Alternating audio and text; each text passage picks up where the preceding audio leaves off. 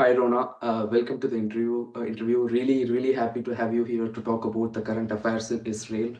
So, for people who are watching, I want to say that Rona Kaufman is a law professor and is a passionate advocate for Israel. And she has a YouTube channel where she constantly talks about the current affairs in Israel and also its history. So, Rona, if I have missed anything, please add to it. Yeah, I'll just tell you a little bit about myself personally and why I'm so passionate about this topic. Um, so I'm very connected to Israel. My parents are Israeli. My grandparents were all Holocaust survivors. I have a child who served in the IDF during this war. And I spend a lot of time in Israel and always have my whole life. Almost all of my family is in Israel. My immediate family is here, but almost all of my family is in Israel.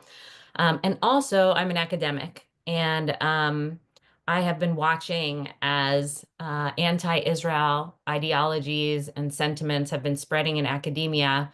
Now, when I look back at it, I can remember seeing things happening even when I was in law school over 20 years ago. And so, as an academic, it was especially devastating after October 7th to see this kind of uh, really a vicious form of this anti-Semitism erupt on college campuses. And it wasn't on my campus. I'm on a campus that's actually been an amazing place to be. But to see it erupt across kind of email lists that I'm on with feminist law professors specifically across the country was really just devastating. So I'm worried. I'm genuinely worried about the future of both Israel and the Jewish people globally. Okay. You gave a brief intro to all my questions, actually. Thank you. Okay. Made my job a little bit easier. So, okay, my first question is regarding the hostage ceasefire deal. I'm extremely happy that the hostages were released and they were united with their families. But not all are happy with the other components of this hostage deal. Some of the Palestinian terrorists have been released as a part of the ceasefire deal. If you remember, Yahya Sinwar was also once released as a part of a hostage deal similar to what was achieved now. He Correct. later took over the leadership mantle of Hamas and masterminded the October 7th attack. How did Israel accept to this kind of a deal? Yeah. We have a conflict, Israel, and I don't know that it can be resolved. And I don't know how this will play out moving forward because the conflict is that we are completely committed to protecting our people and to saving our people. And part of that is because I think of it's Jewish law and it's Jewish culture and it's the purpose of the state. It's the whole reason we needed our own state with our own government. And so, in Jewish law, basically saving a life when it's possible to save a life is the highest commandment. There is nothing that is higher than that. And there are others, there are certainly those who are rabbis who Even if the saving the life comes at the cost of your own life? I don't know the answer to that question. I don't know if it comes at the cost of your own life. But yeah, because I don't know. Sorry But for putting saving, you. let's put it this way, saving a life today, if we Okay. know we can save, Na'amah today, even if we suspect or expect that that will result in the deaths of other innocents in the future, the commandment is to save her life. So again, I'm actually not a Jewish scholar. So as far as religious scholar, so I'm going to stop talking on that one. But I think that's one piece of it. More importantly, I think, is the reason that the state was created, right? So the Jewish people have been living under foreign, colonial, or just foreign rule for thousands of years.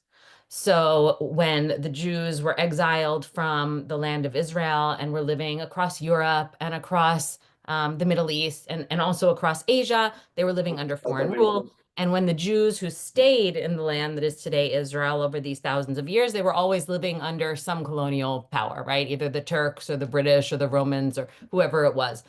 Um, we never had the power to protect our people. So when attacks would take place, when pogroms would take place throughout history, any place Jews have lived, There were pogroms, except for in North America.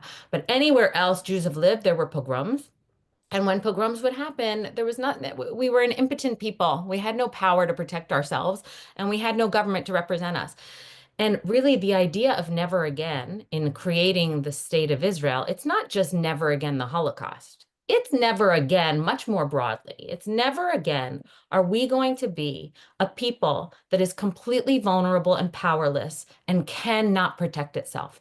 So the promise to the citizens of Israel is we will protect you.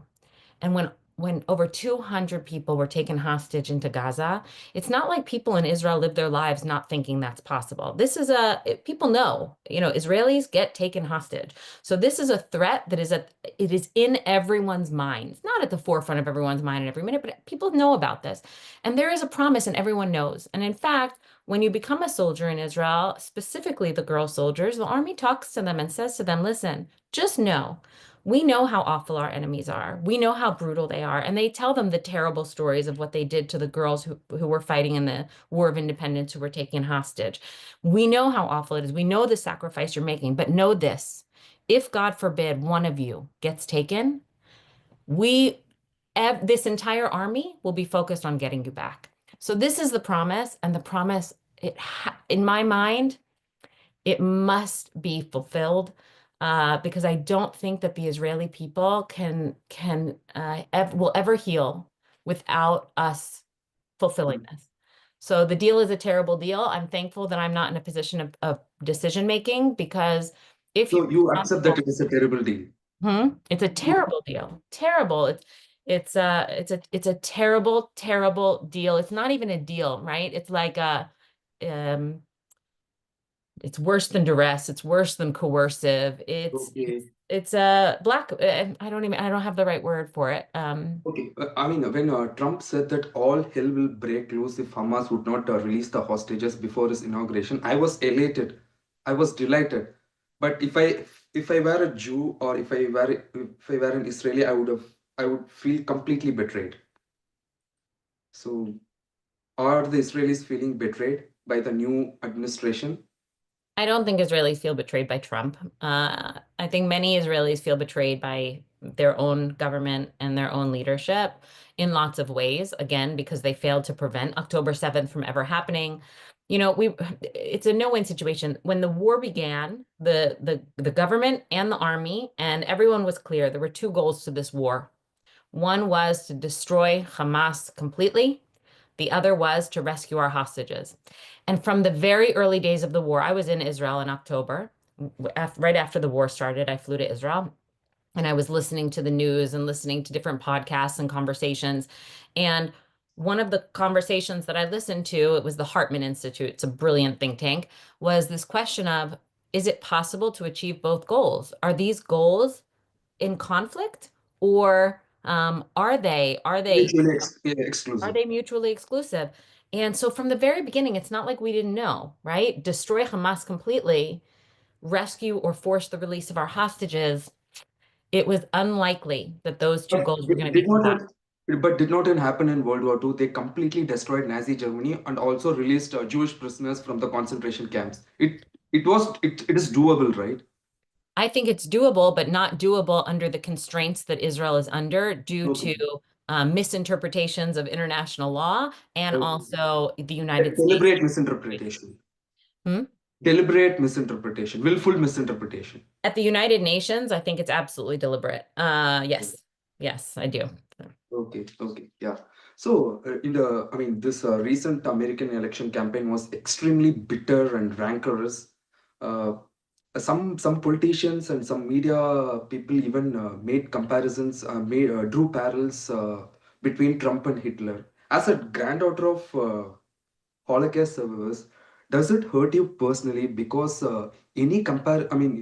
comparing Trump with Hitler minimizes the tragedy and the horror that Hitler unleashed on Jewish people.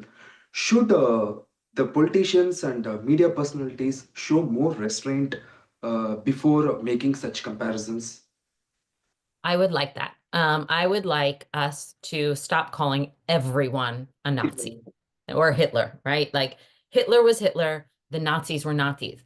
I would argue, I mean, Hamas has a very similar ideology to Nazism, but I don't even want to call them Nazis. It's enough to call them what they are. You know, they're these Islamist fundamentalists, genocidal maniacs.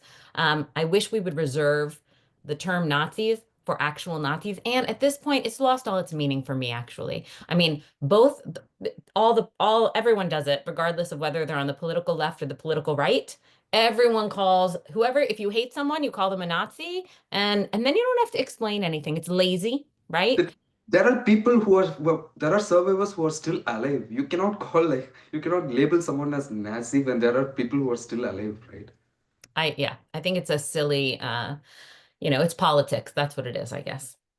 Politics. Okay. Okay. So, Holocaust is the most terrible tragedy in the history of humanity. Uh, Common sense would dictate anyone to assume after such a catastrophe, the anti Semitism and the Jewish hatred would have been completely wiped away from the face of the earth. But it looks like it never went away.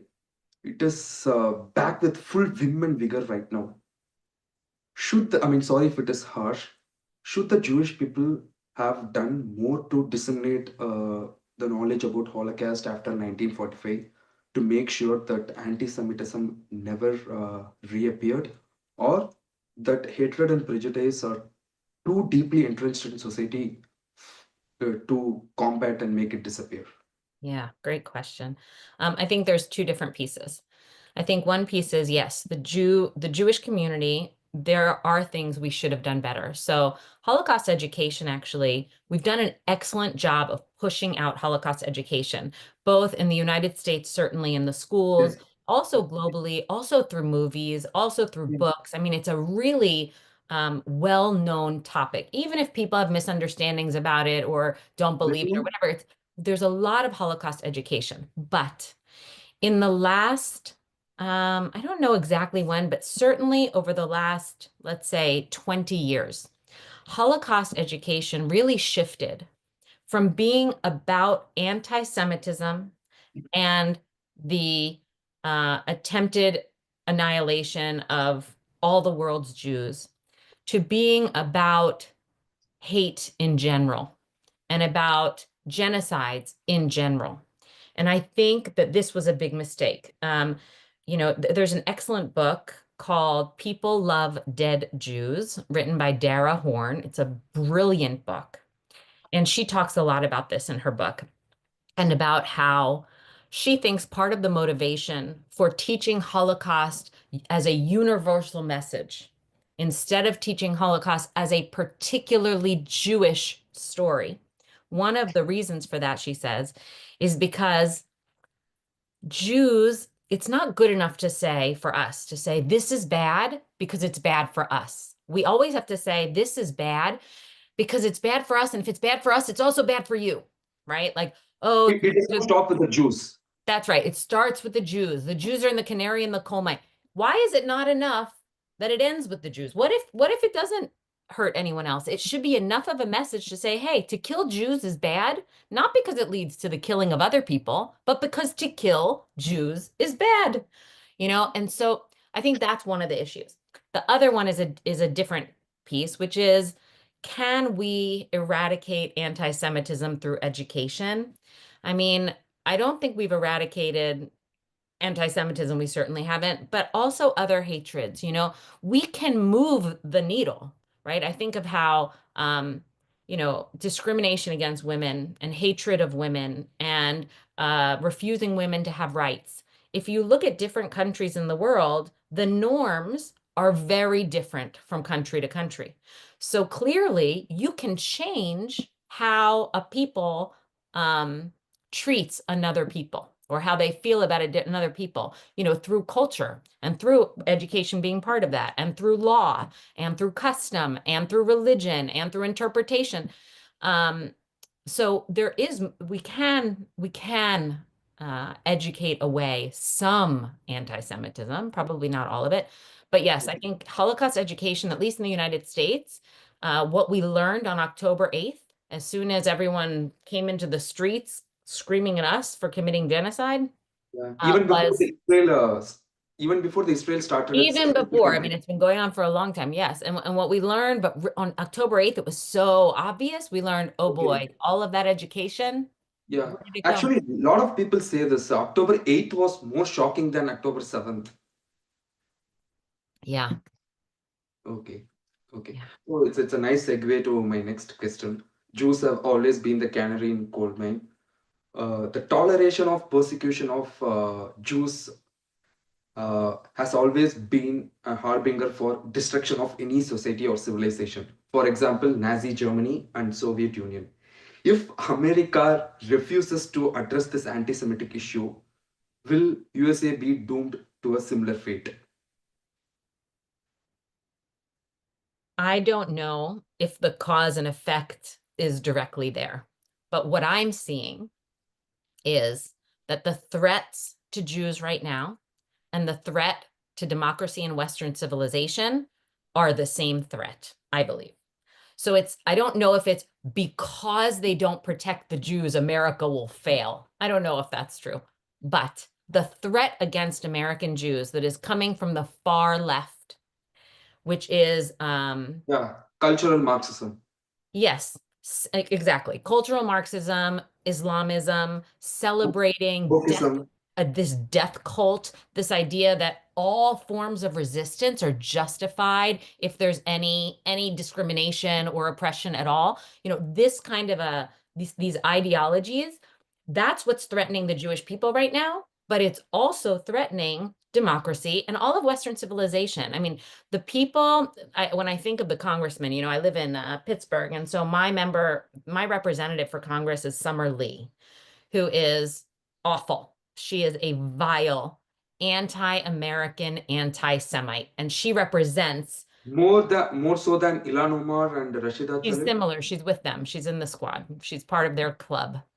She Okay. cares more about destroying America than she cares about building Pittsburgh. Um, and uh, and so, you know, I think the threats are the same. So I guess, I mean, the answer is right. Ultimately, if America and if our leadership and if our treasured institutions like media and academia, if they fail to reject the ideology that is causing a rise in anti-Semitism right now, that same ideology is going to destroy this country and democracy. Okay. Okay. So, I mean, I can sense from your views and your voice that you are a passionate advocate for Israel. Have you ever been accused of dual loyalty? I have not. So I'm thankful that I haven't. Okay. And I don't feel that that would be a legitimate criticism. So I'll answer it even though I've never been criticized for it. No, a Uh, lot of people say they receive such criticisms. Yeah, maybe I have no one has said that to me. Okay. Maybe I'm in a friendly, you know, I'm surrounded by friendly voices, um, Okay. but I think it's a garbage argument anyway. And the reason is because today, American ideals and Israeli ideals, um, they are the same. So, you know, being loyal to the ideals that the most American ideals, it only makes sense that I'm also loyal to Israeli ideals. And we see this with people who are not Jewish, who are politicians. Dave McCormick is the senator from my state Yeah. now, and he's a perfect example. He's not Jewish, he's not Israeli. He is a true American patriot. And he is a supporter of Israel because he is a true American patriot. And so for me, there's nothing in conflict about my American patriotism and my love for my people and for Israel. Okay. Yeah. Israel is the only ally for America and the Middle East, right? Mhm. So that's why it's in America's interest to. Only democratic ally. I think we Yeah, kind of, you know, yeah, other, only democratic ally. yeah. Yeah. So yeah, you're right. So and I don't know if you watched this interview recently. The former Secretary of State Tony Blinken in an interview said that I mean astonishing. I mean admitted that he was frustrated with the lack of protest by the international community to pressurize Hamas to end its warfare against Israel. did he imply that if the pressure had been on Hamas instead of Israel, his administration would have acted differently? Should an US administration be swayed by popular opinion, even if it is against the interest of your nation's allies? Uh, I mean, as the ambiguous support by the Biden administration for Israel made life for American Jews in USA more difficult. That was 4 questions. Okay, here I go. Sorry, I mean it's all interconnected. Sorry. Yeah. No, it's great. I mean, so, okay, first question, right? Did Blinken imply? I don't think he implied. I think that's exactly what he said. He said, I mean, what I heard him say was because there was every time there was daylight between the US administration and Hamas, that Hamas felt stronger and they got tougher and they wouldn't agree to a deal. And in response to why was there daylight between the American administration and Israel, I think some of that is a personality conflict between Netanyahu and Biden, but I don't think that's really the source. I think it is popular opinion, which is very problematic. I mean, and it's actually not popular opinion, right? Yeah, It's the loudest, it's a loud it's the minority. loudest actually. Yeah, then in terms of number, they are in minority. You are right. Yeah. It's a very loud minority, and Yeah. for reasons I cannot understand, the Democratic Party is buckling to these loud, anti-American, anti-democratic voices in their party. And for the life of me, I don't understand it. I do not understand how it is possible that the entire, Democratic, all of the senators and members of Congress who are true Democrats and who have been in the party for a very long time and who have led the party well. I don't understand how they're allowing these fringe views to literally Yeah. destroy the party. Chuck Schumer, the senior most Jewish American official, Very he, disappointing. he turned his back on Israel. He was very disappointing, not just on Israel, also on the US, because the Anti-Semitism Awareness Act did not get passed when it should have, because of delays that he was responsible for. So he really turned his back both on American college kids and on Israel, and again on the US, because what if we allow these fringe anti-American voices to run the party, what are we? I really don't understand it at all. They're not just burning Israeli flags, they are burning American flags. Yeah, I saw They're that. Yeah. chanting death to America. They're saying America is the worst terrorist organization in the world. They're so delusional and they're so hostile and aggressive. And this cannot, I mean, it cannot be the future of the Democratic Party. And if we don't have leaders like Joe Biden and Kamala Harris and Josh Shapiro and Chuck Schumer to say enough, the grown-ups are in the room now. These voices, you're not part of our party anymore. I mean, I think that they should be anyone who is a democratic socialist is not a Democrat. They don't believe in what this country stands for, and they shouldn't be part of the Democratic Party, and they certainly should not be members of Congress as Democrats. It makes me sick. So, I mean, the students who are protesting in campuses, shouting slogans like "Death to America" and "Death to Israel," they would not be they would not be allowed to hold such protest in any part of the Middle East, let alone Gaza. But these so-called progressive students have made common cause with the terrorists. Have you tried to make sense of this paradox? I think a lot of them are well-intentioned, ignorant, useful idiots is the term, right? They're these useful idiots that they've been manipulated. I think that's many. I think that's the overwhelming majority, honestly. You're talking about kids who they wouldn't hurt a kitten. They wouldn't, some of them won't eat meat because Yeah. they don't want to hurt animals, right? I also don't eat meat. But anyway, like you know, these are people who Want to open the borders and welcome they everyone. they want to welcome everyone. They're just so clueless.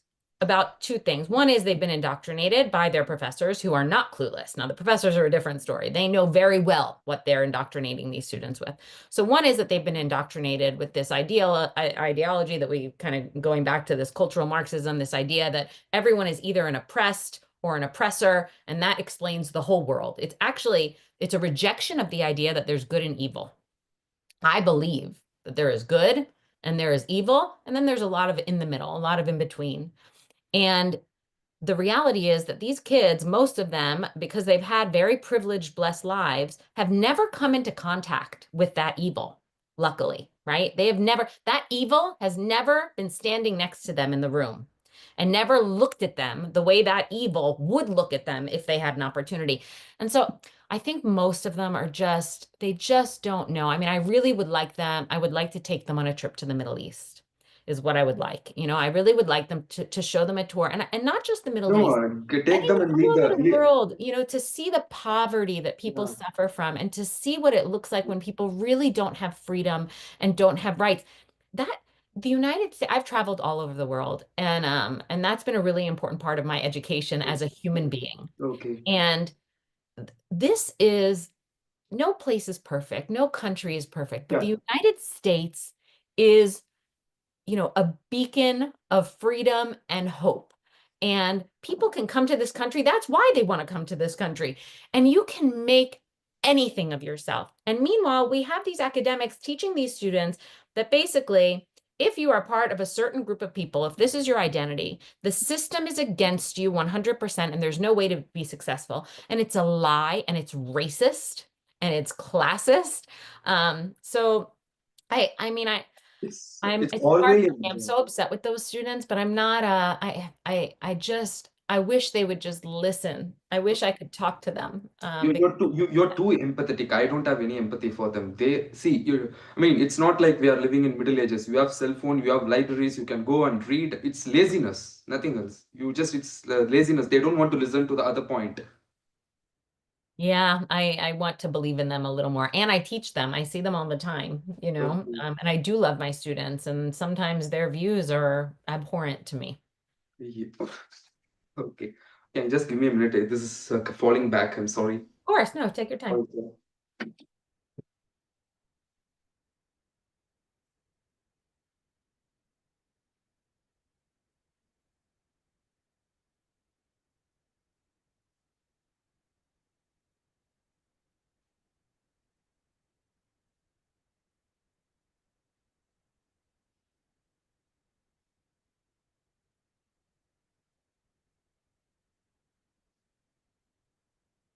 Sorry, since I'm passionately talking, I'm just using my hands and I just disrupted it. Sorry.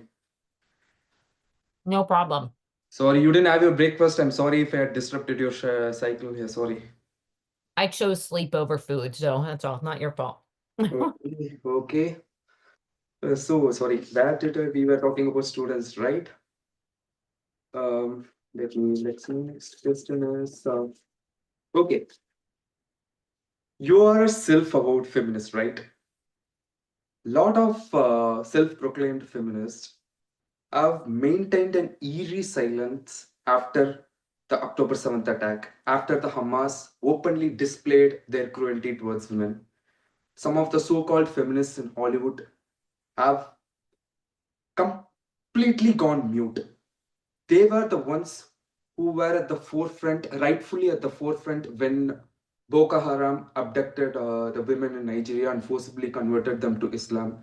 They were the ones who offered a strong condemnation against Taliban when they passed some oppressive laws against women. What could be the reason for their silence? Uh, is it because they are Jews? There's a phrase that is "Me Too" unless you're a Jew.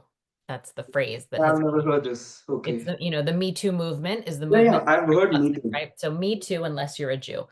So why? Why? I think it's two different things. I think yes, for some people it's just anti-Semitism. So that's an easy answer. For the other people, it goes back to this ideology that feminists have also um uh feminists also are oh, I don't have the right, let me think for a minute. Feminists believe in this oppressor oppressed ideology, many feminists as well. They've actually, to a large extent, I think, lost their focus. Feminists are no longer about women, which is what feminism is supposed to be about, women and girls. They are now allies with everyone, every other oppressed group, which doesn't actually make sense. And here's why. Women and girls, most often, are not being oppressed as much by men of some other group. It's usually the men of their own group. It's their own fathers, their own husbands, it's their own communities. Most women are suffering violence and sexual assault at the hands of their own people. And it doesn't matter if those people are white or brown or black. It crosses all groups. I mean, there is no group that doesn't have violence against women. And so the feminists, by allying with other groups in their kind of national struggles, right, or their peoplehood struggles, right, with Black Lives Matter or with the Palestinian cause or with any other kind of group, right, uh, they're not feminists. Those groups are not feminists. It's not like Black Lives Matter says, okay, part of our mission now is to make sure that in our own communities, that Black women will not be hurt within our communities. There's no part, right? The Palestinian movement could care less about the women in their communities. So I think there's this one like disconnect in this allyship when really what feminism should be about is women and girls. And they're not just allied in that respect. Also, politically, I think many feminists have really lost their way in terms of being pro-pornography. And pornography is so clearly related to trafficking and sexual Are assault. they? It are pro-pornography very much, yes. Because they now have called it sex work, which actually is a whole Yeah. mission that really was lobbied for by the pornography industry, which are men who are running the pornography industry. But in any event, they've become very pro sex work. Oh, if you want to sell your body, it's okay, except for almost, none of their daughters, the professors who are pro sex work, I promise you that if their daughter comes to them and says, I want to be a sex worker, that their mother is not going to say that's a great idea, right? Because we know it's an exploitative industry, even for those who are free. So there's so many problems in feminism. How does that connect with their inability to see what we all saw on October 7th and to forcefully condemn it? Again, one piece is anti-Semitism. The other piece is that it destroys their narrative. Many feminists have been allied with the Palestinian struggle now. That's been going on for the past 10, 20 years because someone told them that this is a feminist cause, which is a lie. And so they bought into that. And so then when they see Israeli girls and women being raped brutally and mutilated and kidnapped and murdered and burned, they're confused because they're like, wait a minute, but it's the Palestinians who did it. It was people from but we're with them. So who are we supposed to be with? I think there's like this cognitive dissonance that they don't know what to do. And you add to that a touch of anti-Semitism and they stay silent. Oh, Not even worse, there's a conference about to happen. I don't remember where it is. Claiming that Israel weaponized sexual assault, okay. Okay. Got it. meaning that like Israel used sexual assault as an excuse to do bad things. It's such garbage because really what feminists should want is for everyone to weaponize sexual assault. That's exactly what should be happening. When women are being sexually assaulted, someone needs to respond to that with force, whether it's police force or it's military force when you're looking at, rape an act of war. That is what we should want. That's what I want. I mean, I'm thankful that Israel Yeah. responded as it did. Yeah, I'm just wondering where are the Meryl Streeps and Emma Watsons in Hollywood? They have remained silent, and even some of the Jewish actors have remained silent. Like how do you? Michelle Obama also. Yeah, Michelle Obama. Yeah, A and so lot of yeah, a yeah. lot of Jews also. That's a different problem. If I don't know if that's a question that you have, but like we have a lot of traitors among us, unfortunately. We No, always have. I've seen. I mean, I live in Atlanta. I've seen posters like Jews against Zionism, Jews for Palestine. Are they real? Are they paid? Or So they're a small minority. They are a minority. And sometimes that's not real. For example, Jewish Voice for Peace, the name of the organization is Jewish Voice for Peace. It's not a Jewish organization. Okay. Anybody can be a member. There are some Jews in it, but it's really not a Jewish organization. As far as there being Jews who are anti-Israel and really anti-Jew altogether, there are, and we've always had them. There were Jews who supported Hitler too. So this isn't new. And we have a saying, which is there were no first class tickets to Auschwitz. That's the saying. Meaning, at the end of the day, if you were buddies with the Nazis as they were getting into power or not, it didn't matter. You all got sent to Auschwitz. There were no first class, there was nothing better. There was no favor that you received. No first. And that's who, I mean, that's how I view these traitors. The traitors of today are the same as the traitors during every time in Jewish history. There have always been those who will sell out their people to gain favor with those in power because they believe that's going to help them later. And so too we have them now, unfortunately. It's I will say it is almost exclusively an American phenomenon. You don't have Jews generally in other diaspora communities, not in South America or in Latin America. You don't have it in Canada. Mm. You don't have it in England. You don't have it in France. Generally, you don't have this problem because the Jews are less assimilated.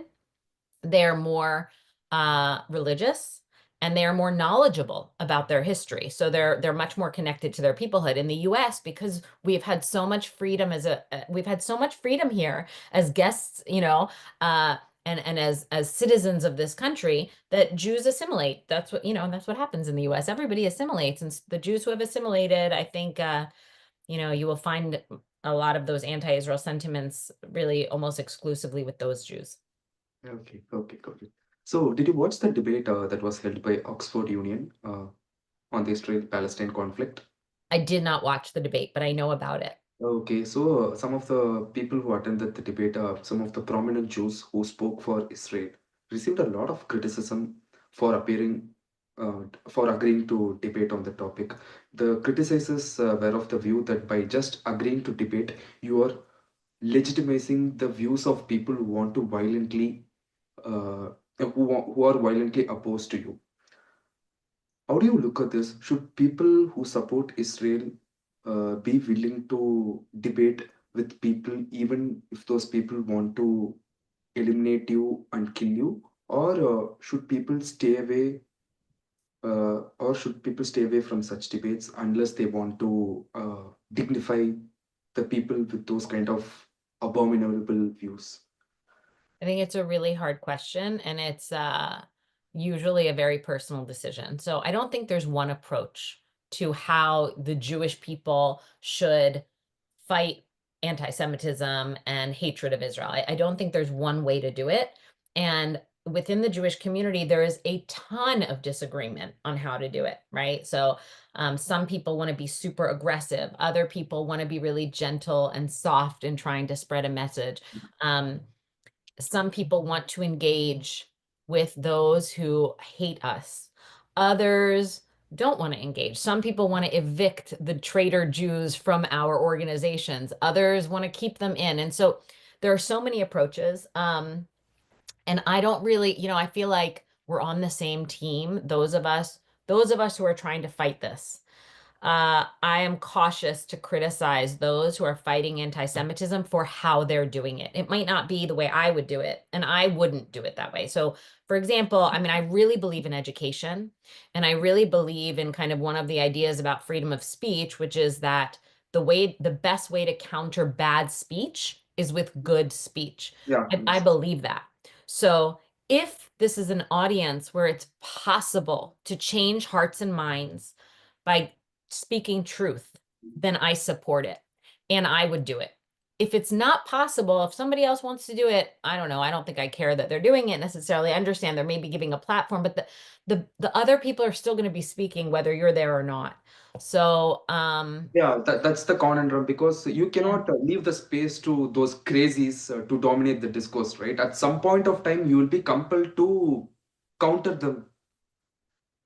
I mean, I think a similar question, there are some families and parents who are saying, they will not send their students to schools like Berkeley or Columbia or Harvard anymore. And that's a question and that's a debate. I see parents debating that in different social media groups. And That's a some good say idea. I am not giving them my money and I'm not sending my kid to that school that is allowing this hateful behavior. And others say we can't we can't just not go, if we make Berkeley a Jew-free zone, then it's just going to be worse. We need Jewish representation at Berkeley. This is Okay. also a very personal decision. I would not send my kid to a school like that today. But I respect those who are willing to do so. I mean, maybe maybe depending on my kid, I guess, but Okay, good. I'm really sorry. Can you just give me a couple of this keep falling? I don't know why take it's your time. Take your sorry, time. sorry.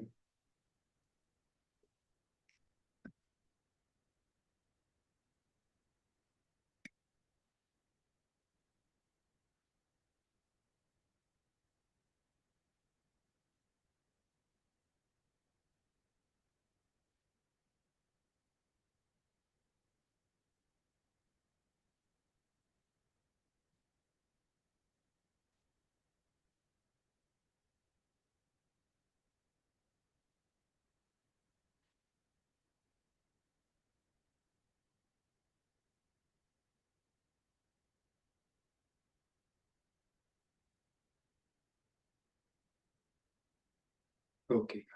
Sorry. No problem. Yeah. I don't know. I mean, I'm just using my hands a lot. I'm just disrupting it. Sorry. No problem at all, really. Okay. So, and so since you spoke about the schools and colleges, I read some reports where a lot of parents, Jewish parents, have expressed a concern about their kids receiving taunts and snide remarks for simply being who they are. Mhm. How do kids at such an young age acquire prejudice and hatred toward Jewish people? How do you address it? Does this hatred and prejudice like flow down from their households? Where does it begin? I don't know if I know the answer. I mean, I think where does anti-Semitism and other forms of hatred, where do they come from? Of course, it can come from home, but I think these No, at days, such young age, I'm saying, even school kids who are in their seventh or eighth grade, I'm saying. oh, so yeah, I mean it can come from their parents, but I think a lot of the times these days, social media, TikTok, from what I understand, is spreading anti-Semitism at so quickly. It's very like that's what I'm hearing about is that TikTok is really spreading vile anti-Semitic um ideology on its platform. And I think we No see that on surprise. other social media platforms. So and kids are on their screens all the time. So, I think that's a game changer basically right now. What used to be information, including hatred, could only spread so fast. And now with social media, it's spreading at an exponential rate Okay. and reaching younger kids because they're on Okay. their devices. Oh, okay. Okay. Okay. So, on the similar vein, I also read some reports where it was stated that parents who are sending their kids to school uh, don't want the schools to teach about Holocaust to their kids. Their reason was that Holocaust is too painful and terrorizing a subject to be taught at such young age. Where do you stand on this? Is it not a part of teaching history that you sometimes have to encounter some unpleasant subjects? I think it depends on the age, right? I don't think we need to be teaching it to elementary school students. Not I think definitely. I think it can start in middle school. I think that's okay. I think also if we do teach it to elementary school students, we can teach it, you don't have to tell them all the worst things immediately, of course. So like my Holocaust education, uh, I don't remember when I learned about the Holocaust. I always knew about it because it was taught in my family. And there's no question that it was taught to me too young, that I was scared of the shower for many years as a child because I thought gas was going to come out of the shower, which of course was not true at all. But when, little kids' minds don't understand the They difference. have a term for this. Have you heard about this? What? They have a term for this. Have you heard about it? No. It's called genetic trauma. Uh, Genetic trauma? Genetic, yeah, they have a term for this because a lot of I heard that a lot of Jewish people and black people have this, Genetic. Like intergenerational. Yeah, yes. So I think these are two, I think it's two different things. So I think, the intergenerational stuff for sure.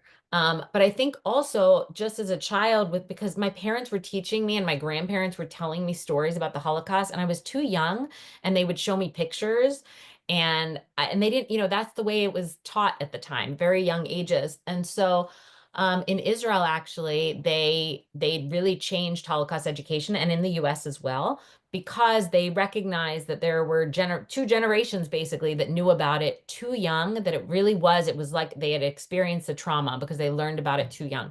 So I understand parents who are concerned, but um, children, especially these days, are exposed to so much gratuitous violence all the time. Again, on their devices, in movies. Like it's not like kids aren't. So if we're only going to exclude Holocaust education, but meanwhile, we're going to allow them to learn about all the other terrible things in history, and we're going to allow them to watch all of the terribly violent movies, that doesn't make any sense, right? But I do think that there should be sensitivity in teaching the Holocaust, right? There's a way to do it right. There are a And lot we of have novels. studies.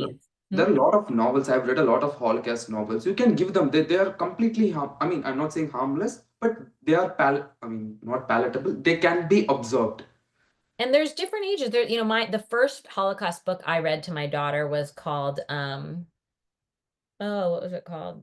Star, something with star in it. And it's meant for a younger child. I read it to her when she was maybe 8 or 9 years old. Okay. And it's about a girl who is rescued, right? So it's a girl whose whole family, they're in Denmark and the Danish save the family. So it's a happy, it talks about how like, oh, there's these laws and they're in hiding and it's scary and they're worried they're going to get caught, but in the end they're saved.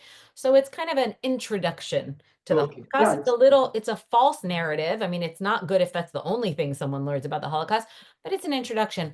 At my kids' school, they learned about slavery um, quite young. And in fifth grade, they watched the movie Amistad, Okay. which has very difficult scenes of slaves being chained and thrown overboard and drowned and really violent scenes.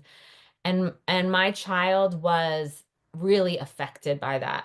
Okay. And I mean, I don't know because I also believe in raising resilient kids. So I don't, I'm not sure exactly at the Balance. moment. There's a balance and you want them to be knowledgeable. And you also, kids need to know that the world is a scary place also. Mm. Even all the fairy tales that we tell children are terrifying. Hansel and Gretel, a story of children, this lovely woman with a candy house brings them into her home and then tries to cook them and eat them. That's twisted. So, we're traumatizing kids all the time because that's what culture does. So I don't know that Holocaust in particular is going to is Mm. the problem. Okay. No, why I'm saying is that I live in a neighborhood where there are a lot of college kids and school kids. I know a few people, a few of them personally. When I talk to them, they don't even know the term called Holocaust. Wow. They don't know the term. So that, Yeah. that's why I asked you. So and so you are a professor. Now the cultural Marxism has taken over the American academic institutions. It has been the main driver of anti-Semitism in American universities.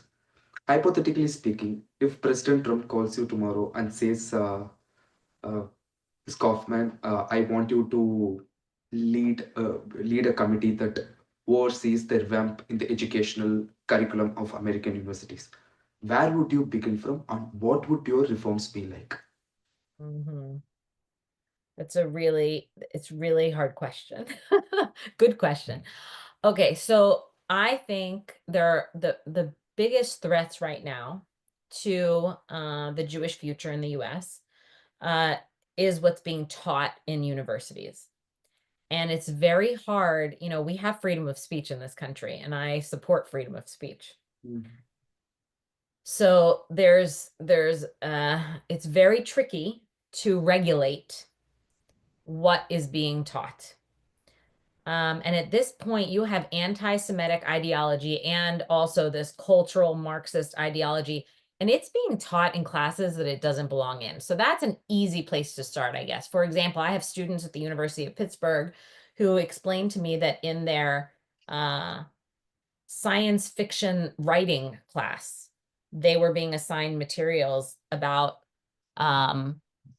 yeah, that anti-Israel materials that don't belong in that class at all. It's about science fiction writing, and they're being assigned materials that lie about Israel. And so I think where I would start is making it very clear that what universities need to hold professors responsible for teaching in their area of expertise and not outside of their area of expertise. That's one. That's just a tiny problem. The bigger problem is you have professors in Jewish studies who are teaching this stuff. You have professors in women's studies. You have professors in Middle Eastern studies. You have professors in international relations. So it is appropriate, in those areas to be teaching about these conflicts all over the world. And so what do we do about that?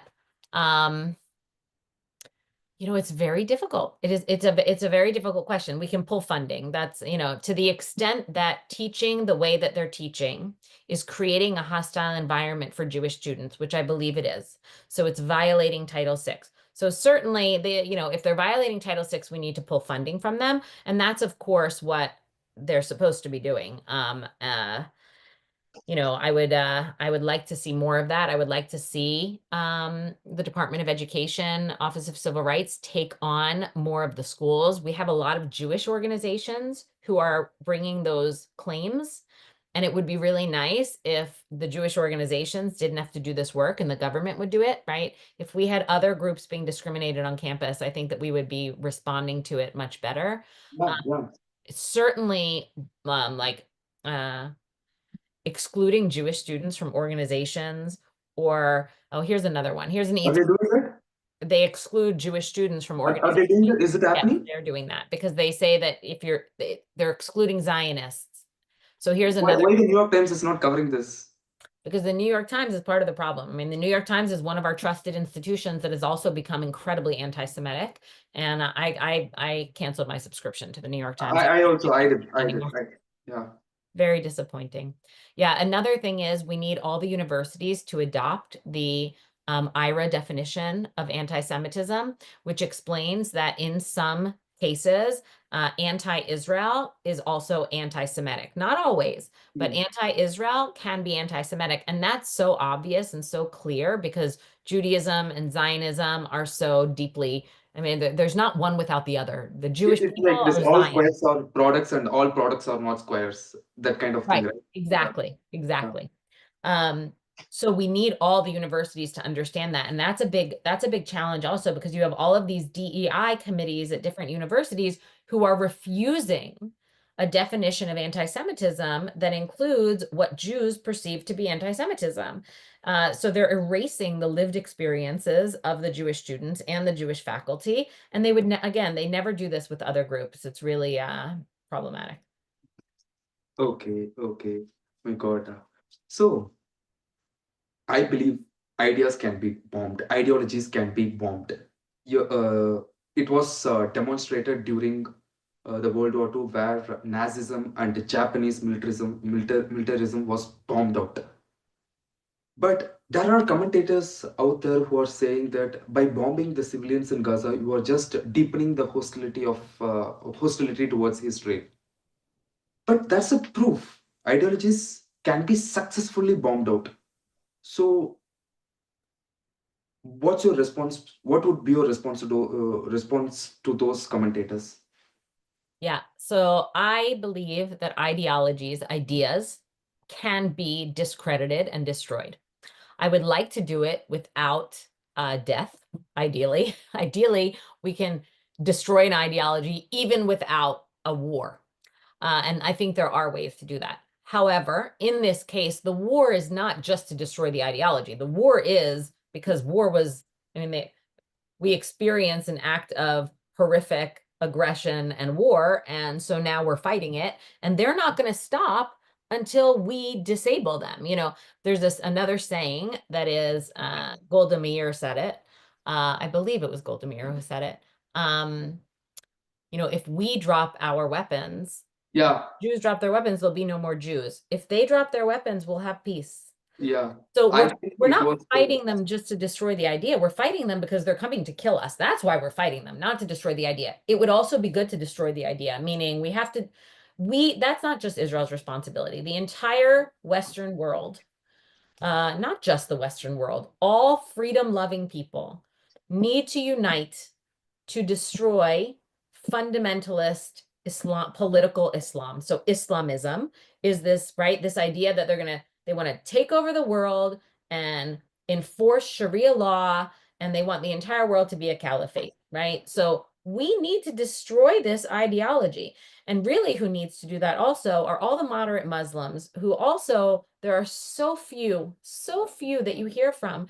And we need the moderate Muslims of the world to rise up against this vile version, this a vile version of their religion.